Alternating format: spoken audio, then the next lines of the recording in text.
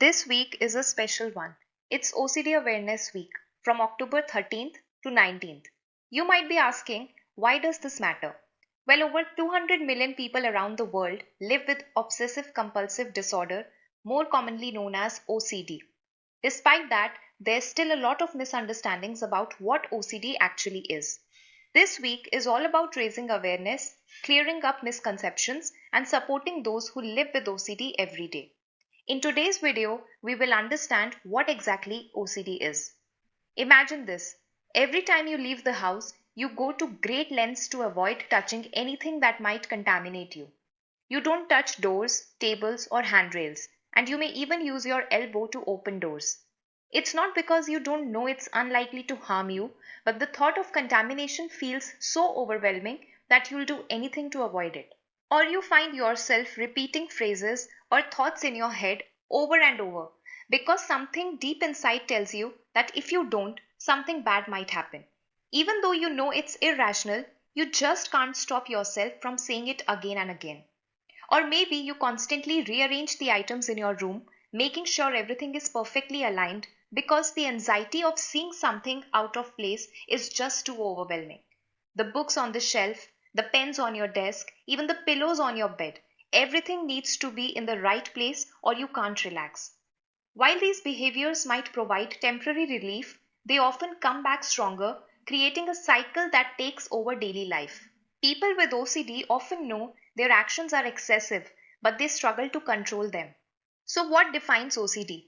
According to the Diagnostic and Statistical Manual of Mental Disorders, the 5th edition or the DSM-5, OCD is a condition characterized by the presence of obsessions and compulsions.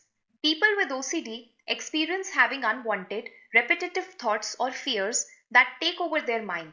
And when they can't ignore these thoughts, they feel compelled to perform certain actions repeatedly to reduce anxiety caused by these thoughts or obsessions.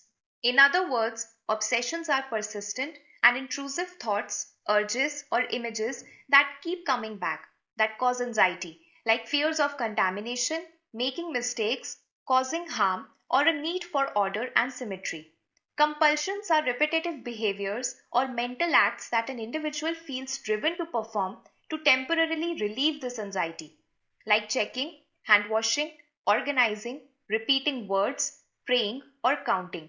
These behaviors, however, take up a lot of time and interfere with daily life. According to the DSM-5, a person is diagnosed with OCD when either obsessions, compulsions, or both are present to a significant degree, when they are excessive or unreasonable, take up more than an hour each day, cause significant distress, and interfere with important areas of life like work or relationships. The exact cause of OCD isn't fully understood, but genetics play a major role. OCD is more common in people who have family members with the disorder, and studies show that identical twins have a higher chance of both developing OCD compared to fraternal twins. Additionally, low levels of serotonin, a neurotransmitter in the brain, are linked to OCD. Serotonin helps regulate mood and anxiety, and when it's out of balance, obsessive thoughts can take over. Treatment for OCD typically involves either psychotherapy, medications, or a combination of both. Among psychotherapy options, cognitive behavioral therapy or CBT is particularly effective.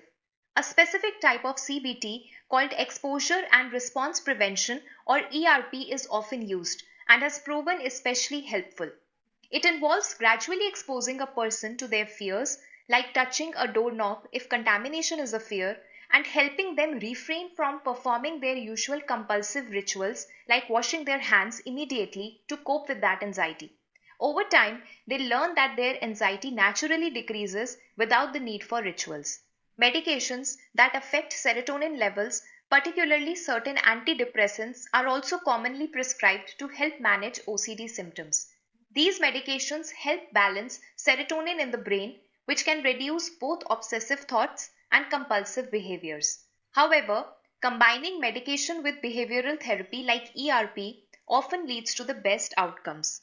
OCD is a challenging condition, but with early diagnosis and the right treatment, whether through therapy, medication, or both, people with OCD can manage their symptoms and live fulfilling lives.